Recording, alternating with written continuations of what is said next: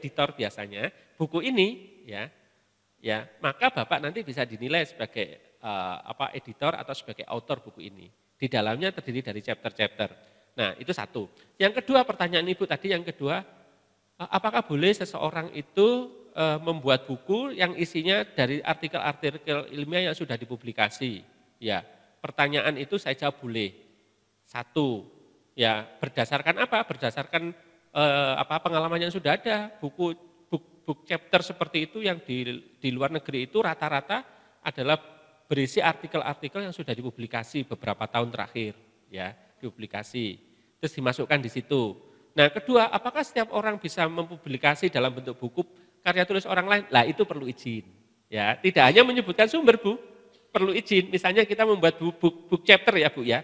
Book chapter itu isinya adalah 10 artikel ilmiah yang sudah dipublikasi. Yang 3 punya saya sendiri atau punya kita sendiri ya, Bu ya.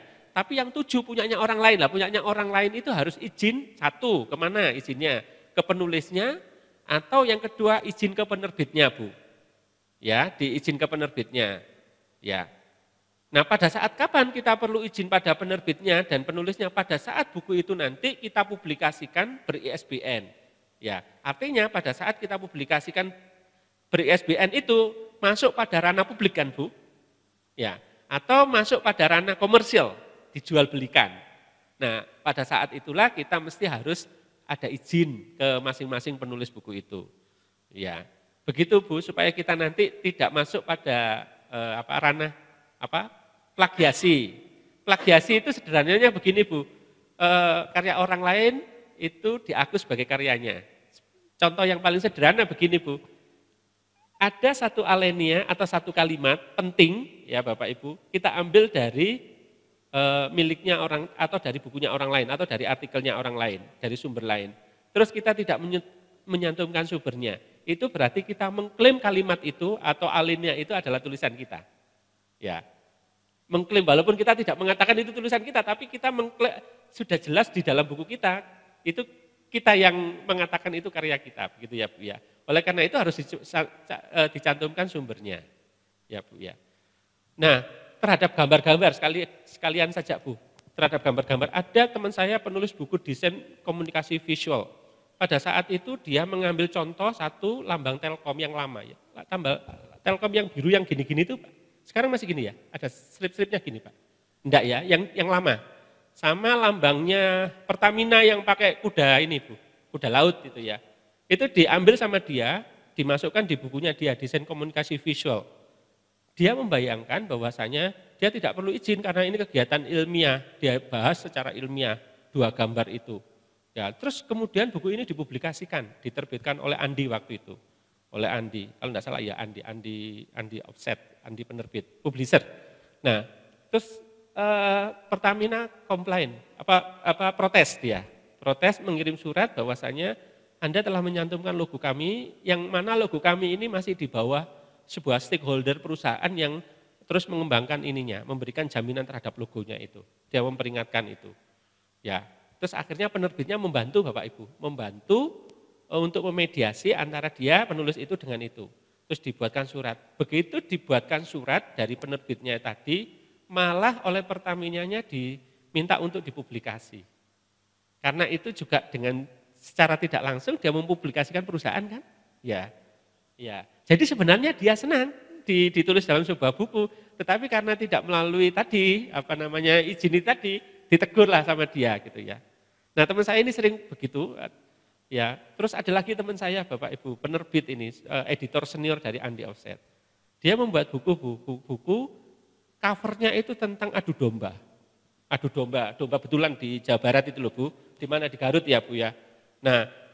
Nah itu Bapak Ibu pada saat event adu domba itu diambil gambar-gambarnya, diambil begitu gambar-gambar pada angle-angle tertentu. Pada saatnya dia membuat buku ya tentang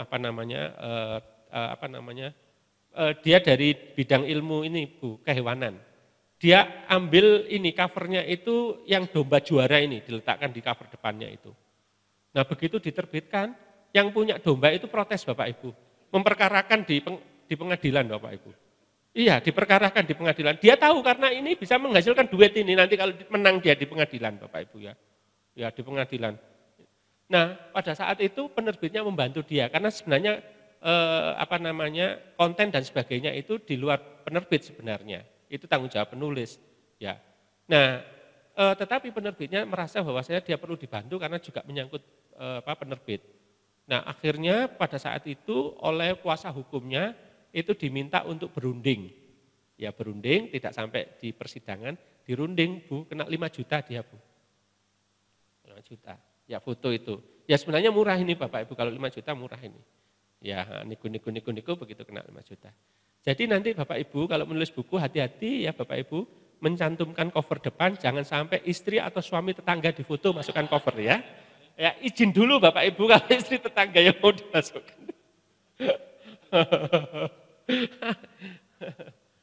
Jadi Bapak Ibu kalau dosen itu ada beban begini Bapak Ibu, dosen menulis buku itu. Satu, ada beban terkait dengan copyright ya, terkait dengan copyright, terkait dengan hukum ini Bapak Ibu. Di halaman 2 setiap buku itu selalu ada copyright-nya. Kalau melanggar ini mengopi sebagian atau seluruhnya kena hukuman sekian-sekian gitu kan, ada itu ya Bapak Ibu. Yang kedua, kalau dosen itu biasanya itu terkait dengan kredibilitas. Bisa saja tidak melanggar hukum, tapi dosen itu kalau mengambil sesuatu ya dari tempatnya orang lain tidak perlu izin atau bagaimana begitu, dia merasa kredibilitasnya terganggu ini. Ya, oleh karena itu pertanyaan dosen selalu bahwasanya gambar seperti ini bisa tidak diambil. Misalnya contohnya begini, ada profesor di tempat saya itu dari jurusan otomotif, dia ngambil mesin gambarnya mesin mobil itu dari sebuah buku. Terus dia bilang gini, kalau mesin ini saya ambil dari buku itu, boleh tidak saya pakai? Boleh, disebutkan sumbernya. Terus dia bilang, wah enggak enak saya nanti dibaca orang-orang dari teknik mesin, masa gambar gini aja ngambil dari bukunya orang, kan foto dari mobil langsung bisa gitu. Terus dia memproduksi lagi. Tidak melanggar hukum tetapi mengganggu kredibilitasnya dia gitu ya. Maksudnya seperti itu, kalau dosen itu ada gitunya Pak. Oleh karena itu saking hati-hatinya dosen terus enggak nulis-nulis bukunya. Ya itu, takut gini, takut gitu. Ya. Yang lebih takut lagi dimarahi istri atau suaminya ini. Ya. Sibuk nulis buku itu anaknya gimana itu enggak diurus itu. Nah, gitu ya. Baik, Ibu, tadi siapa lagi ya? Masih satu lagi Bu tadi. Enggak ada ya? Oh, baik. Silakan Pak. Waktunya masih ada setengah jam kok. Sampai jam berapa Bu? Oh, sampai 5 menit lagi ya Bu ya? 5 menit lagi ya. Nanti sisanya kita jelaskan setelah ini ya Bu ya. Silakan Bapak 5 menit lagi. Ya. Iya Pak. Kalau kita bikin buku ajar, itu kan berarti lingkupnya untuk kalangan sendiri saja ya, fokusnya ya Pak. Ya. Boleh nggak pakai pihak lain itu Pak? Ya. Kalau buku ajar itu. Ya. Dan dia diterbitkan juga. Teman-teman kami di kampus lain kayaknya dia bukan buku ajar tapi buku referensi. Ya. Tapi dia mesti ada simbol penerbit, simbol kampusnya dia gitu. Ya. Perbandingan saya, mana lebih menguntungkan antara buku ajar dengan buku referensi yang menyebutkan ada untuk kalangan sendiri gitu Pak. Iya. Itu, Pak. Baik Pak. Jadi betul pertanyaan Bapak, pada saat buku saya, buku sukses menulis buku ajar dan buku referensi itu, saya minta dipasang logonya ITS, itu penerbitnya enggak mau. Ya saya mintakan logonya penerbit Gramedia, terus saya minta di bagian belakang itu ada logonya ITS, supaya nanti ITS juga jadi terkenal. Dia tidak mau Pak, penerbit Gramedianya itu. Dia bilang begini, Pak ya ini dari kita orientasinya pada market kan, share marketnya nanti. Bapak tahu enggak, kalau ini ada logonya ITS, orang ITB enggak bakalan mau baca Pak. Nah itu ya. Kan gitu ya, mungkin Halo Oleo sana mau baca Pak, tapi UGM, ITB, UI enggak bakalan mau baca dosennya gitu ya. Jadi enggak usah pakai logo ITS, gitu pertimbangannya Pak. Enggak, buku yang diterbitkan ini Pak, ini buku yang diterbitkan dulu Pak ya, baru nanti kita masuk ke buku ajar maupun buku referensi. Jadi logo itu memang harus hati-hati ini Pak, ya logo gitu. Terus waktu itu dilepas sama dia logonya, saya dilepas begini. Ya. Jadi kalau bukunya ITB dibaca oleh dosen ITS biasalah gitu ya. Kita baca sudah biasa gitu ya. Tapi tidak pernah saya lihat bukunya orang ITS dibaca orang ITB itu ya. Itu yang beda ini. Karena kalah tua saja ini. Ya, sana lebih tua gitu ya dari sini. Bukan persoalan apa-apa ini, persoalan lebih tua atau lebih muda begitu. Nah, sedangkan buku referensi dan buku buku ajar itu kalau dipakai untuk lingkungan sendiri itu biasanya tidak beri SBN Pak. Ya. Jadi digunakan untuk lingkungan sendiri itu biasanya belum beri SBN. Artinya tidak diperjualbelikan ini Pak di masyarakat luas, hanya di sharing untuk mahasiswa. Mahasiswa tidak tidak dijual belikan tetapi ganti fotokopi. Nah, gitu ya Pak ya. Nah, biasanya buku yang digunakan untuk lingkungan sendiri ini biasanya banyak mengambil dari tempat lain yang belum ada izinnya. Biasanya begitu. Sehingga distempel digunakan untuk kalangan sendiri, tidak diperjualbelikan.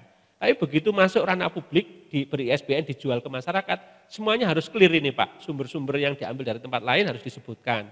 Kalau mengambil gambar-gambar yang perlu izin, ada ATM-nya itu biasanya, itu harus ada izinnya dulu. Gitu ya Pak ya, harus clear.